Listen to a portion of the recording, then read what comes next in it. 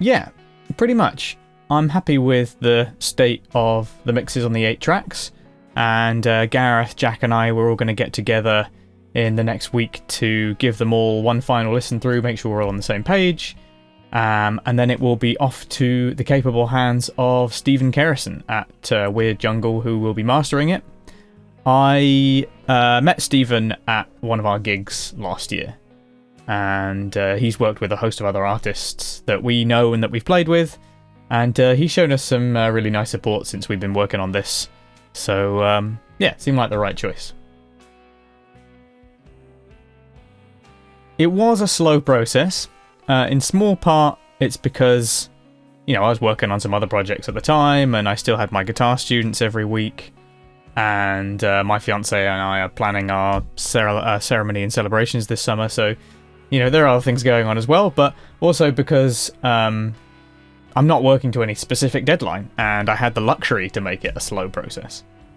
So I created a clear boundary between each step.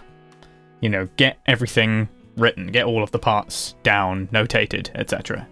And then get all of those things recorded, and then work on editing all of those things, cleaning them up, organising takes, comping bits together, and then start mixing everything. So there was never a track that was near completion whilst we were still recording another one. Like, everything progressed together in the same way. And that made the most sense to me because of what the album is. It's meant to be a sort of concept album. And the more I think about it, the more I think that we've sort of done it the wrong way. We've got 8 tracks that are meant to be listened to in order. They have a very specific emotional and tonal journey. There's nothing in there that could really be considered a single. And the first track is one of the longest, and that's without even getting into it being instrumental and there being a lot of different parts and all the rest of it. So, yeah, I've leaned into doing something pretty unfashionable, I suppose. And making the album in this way, where everything is taken from one part of the process to the next altogether, I hoped at least that would make the final work more cohesive as a result. I would also pretty often take a break of a day or two after completing some particular stage of a track so that I could come back to it fresh. I'm a very strong believer in the need to take time to come back to things with fresh ears. I just think that it's very valuable, and it's kind of part of the slightly difficult process of ensuring that you are iterating successfully and not just endlessly tweaking. You're just slowly turning the track into something different because you're constantly tweaking little bits of it. That bit of it is tricky, but coming back with fresh ears is really effective for me, but obviously that takes longer. It's a bit of a trope for artists and bands to say, we're a mix of all sorts of things, and we're not entangled by genre, which is why I'm now going to try and find a way to artfully say that without actually saying it. When I'm asked what kind of music Neverbody make, I usually lead with the fact that we're instrumental and that it's fundamentally technical guitar stuff. And if the person that I'm talking to hasn't completely lost interest by that point, then maybe I'd talk about some of the influences. I do think that Self-Talk, this album, is a good mashup of my influences and the influences general on this band. When I was younger, I would say, like, college days, I was probably 16, 17. I listened to a lot of stuff that would be generally put under the term of post-rock. So things like Explosions in the Sky, Sigur Rós, Do Make Say Think, Godspeed You Black Emperor, Talk Talk, or at least certainly later Talk Talk. That's the sort of thing that I'm talking about. And the DNA of that definitely finds its way in here, because there's some big dynamic contrasts, and there's like the atmospheric, occasionally grandiose instrumental element, obviously. There's, the pieces, a lot of them do have a song-like structure, but there's like a section D and a section E and a section F, before you get anywhere back to section A again. So there's a little bit of that in there. And then as a player, I'm very inspired by people like Pat Metheny and Alan Holdsworth, Robert Fripp, Michael Hedges, just guitar players that are great composers as well as great guitar players. And I think a lot of the harmonic language is inspired by them. That's probably the thing that takes us closest to jazz as well, is like just the musical vocabulary that's being used and things like the irregular rhythms and the rhythm and length of bars being motivated by melodic phrasing rather than with a lot of traditional song-like stuff where you're in a particular meter and you're going to conform everything to that meter. Not that there's anything wrong with that, obviously, but it's just a particular way of sticking to a groove, And we don't do a lot of that, I have to admit, for better and worse. Of course, we do lack the mostly like improvisational aspect of jazz.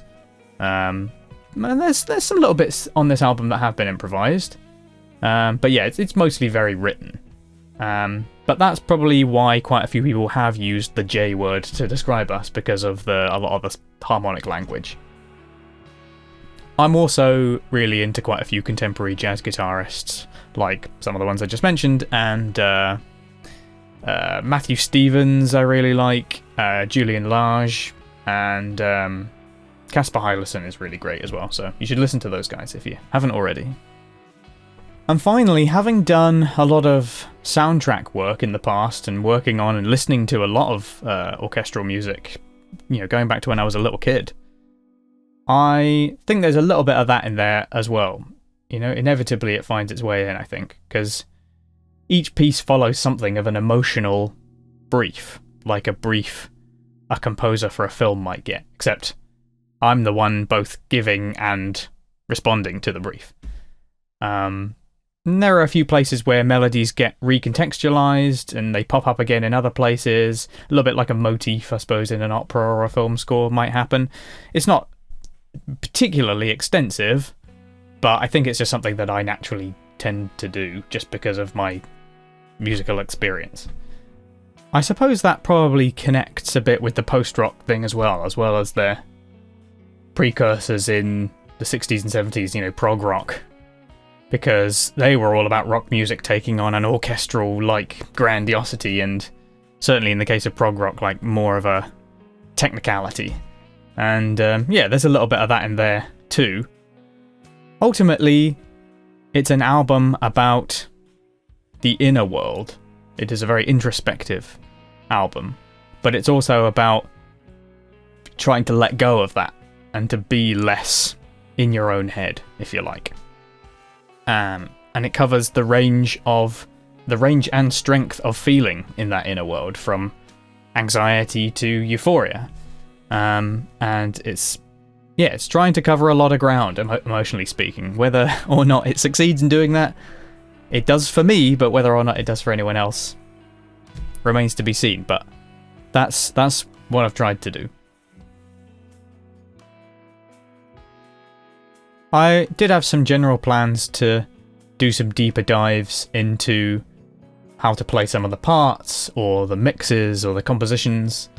With the media landscape being what it is, it's easy to feel a little bit like you're shouting into an empty room, basically. But, I'm doing this in the spirit of the music itself, really. I said in the very first video that this music was a process of trying to let go of more insular behaviour, basically trying to get out of my own head and be more open and be more willing to be vulnerable. So it's a personal project in a very literal sense.